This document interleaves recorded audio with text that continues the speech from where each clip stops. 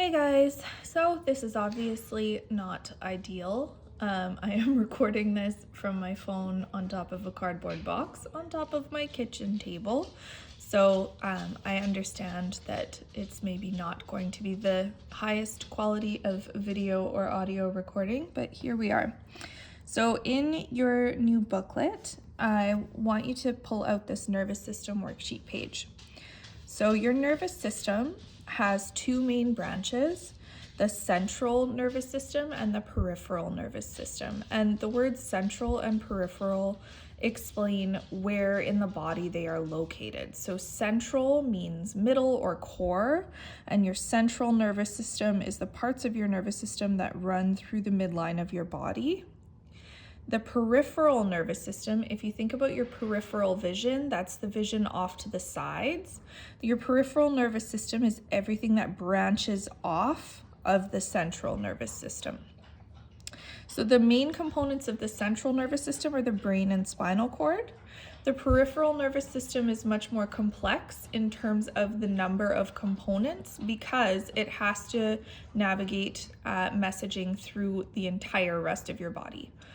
So decision making, central nervous system, sending and receiving, peripheral nervous system.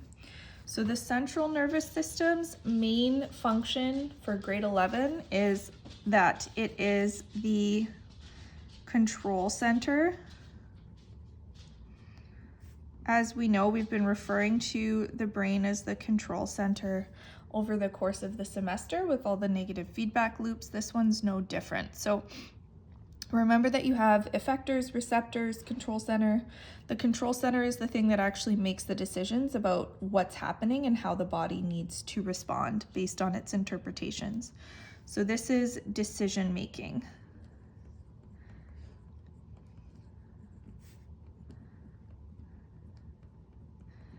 Memory.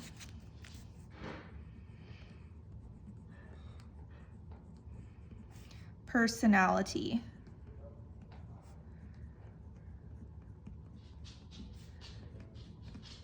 So anything that requires input and output, that's part of your central nervous system. So the two main components are the brain and the spinal cord. So the brain is going to be the actual control center.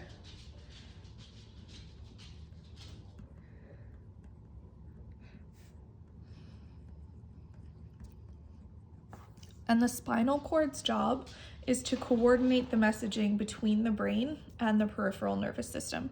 So the spinal cord is where the peripheral nervous system attaches and then distributes through the rest of your body. So spinal cord's main function is to send and receive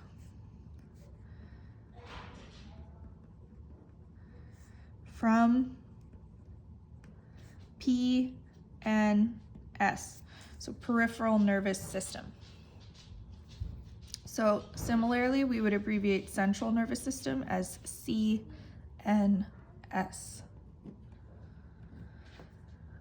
So we will look more tomorrow in a PowerPoint at the functions of the different parts of your central nervous system, including your brain. For today, we're looking at an overview. Excuse my child yelling. I think he's yelling about being a superhero. So peripheral nervous system here, these are all of the nerves throughout your body. So this is, the function of these are to gather information and send messages. So to collect and send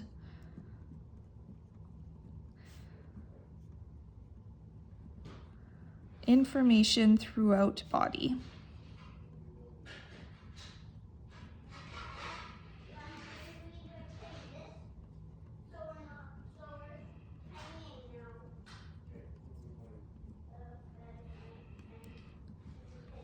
Now there's a lot that happens in your body, obviously, so this is why there's more branching here.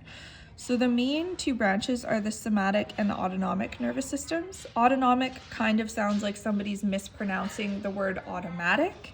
Auto means self, so this is the part of your nervous system that you don't need to consciously regulate or interpret. So Things like breathing, digestion, blinking, these are not things that you consciously have to count. Like you don't have to be like 1, 2, 3, 4, blink. Your body does that for you when your eyes are dry. Same thing with breathing. So the negative feedback loops that we've been looking at, where we have a receptor that's sensing a change and then the control center is responding to it, like shivering when we're talking about thermoregulation, or if your bladder's full with the excretory system. All of these things are autonomic nervous system control, because your body has check stops in place to regulate the functioning. So the autonomic nervous system, this is the functions that do not require conscious thought or conscious action. So unconscious, how do you spell conscious? I don't know. Conscious, that's probably wrong. Decision making. So meaning that you don't need to think about it, okay? And then within here, there's two branches. There's the sympathetic division and the parasympathetic division. So the sympathetic division is your fight or flight response.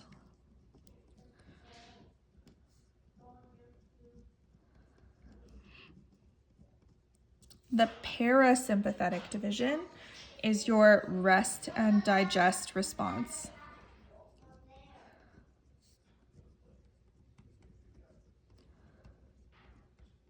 There is a third response that's now recognized called freeze. So we don't just say fight or flight anymore in a crisis situation. Now it's recognized that there's fight, flight, or freeze. Freeze actually happens when your parasympathetic nervous system is so overwhelmed that it literally tells your limbic system to just play dead. So you might notice if you're ever in a state of anxiety where you can't make a decision about anything, or you find you're just like sitting and staring at a wall, that's freeze. So your limbic system, this part of your parasympathetic nervous system, is so overwhelmed that everything essentially pauses because your body doesn't know what to do except for essentially play dead. So at this point, it would be helpful to flip a couple pages forward and have a peek at this diagram. So this is going over the parasympathetic and sympathetic branches of your nervous system. So you'll notice that the responses are different in each. So when you are in the sympathetic nervous system activation mode, so when your fight or flight is activated, that's because your body thinks, whether it's realistic or not, that you're about to die. So it's going to prepare you with your best evolutionary response to respond to whatever's happening. So your eyes are going to dilate, you're going to stop salivating, your heart rate's going to increase so you have more oxygen to your tissues to do work. Your lungs are going to dilate so that you get more oxygen intake with each breath. Your digestion is going to be inhibited because your body doesn't want to spend energy on that right now. It's going to divert it all. Your liver is going to release glycogen, so you got a lot of glucagon flowing at this point. And then your bladder is going to inhibit contraction. So the other thing here is your adrenal gland, which is right above your kidney, is going to be secreting epinephrine, which is one of the major hormones controlling that fight or flight. So the parasympathetic branch over here has opposite effects on your body. So here, your pupils are going to constrict, which means get smaller. The reason they would dilate here is because it lets in more light, so you have more acute vision. You will salivate, so you can digest food here. Your heartbeat slows. Your lungs are going to constrict because you don't need as much oxygenation in your blood. You will digest. Your liver will release bile to help you emulsify those fats in your small intestine, and your bladder will contract. So this is essentially your healing or your normal functioning phase. This is what we should be in most of the time. This is determined to be a critical response. The reason that things like sour candy help to push you from over here to over here, if you are really anxious and you put a sour candy under your tongue, is because that stimulates the flow of saliva. So that helps to activate the parasympathetic branch. The same thing is true with holding your diaphragm. So breathing exercises that you have to hold your breath in because it forces that slowing of your heartbeat, and it forces that activation of your parasympathetic branch. Okay, so your somatic nervous system then is the conscious decision making. So this is where you are consciously interpreting a response to make a decision about how you want to proceed. So the somatic nervous system here, this would be conscious. I think there's supposed to be an S in there. That looks like conscious, whatever. Decision making.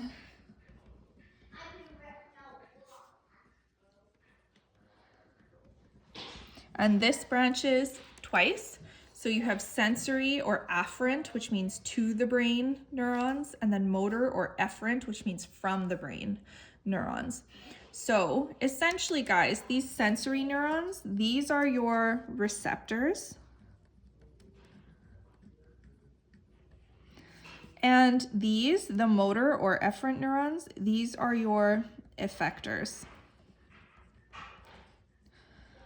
So we do still consider the responses happening here, receptors and effectors, but the easiest way to think about these two things is in that way. So for receptors, these are your senses. So you have sight, taste, touch, smell, and hearing. Okay, so you have different types of sensory neurons. So your taste buds in your tongue, those are actually bundles of sensory neurons or receptors. When you touch something and you can tell that it's hot or cold, sorry, my kid. When you touch something and it's hot or cold, those are sensory neurons. Every time you hear, those are neurons behind your eardrum that are conveying messages. You have an optic nerve at the back of your retina that collects all of the light that's being imprinted and sends that to your brain for interpretation. These are all different receptors. Your efferent or motor neurons, we said that that can be muscles or glands. The glands fall more over here. So glandular control is not something you can consciously turn on or off. Your motor or efferent neurons, these are muscles. So muscle movements for your effectors. Okay, guys, I hope you have a good day. Bye.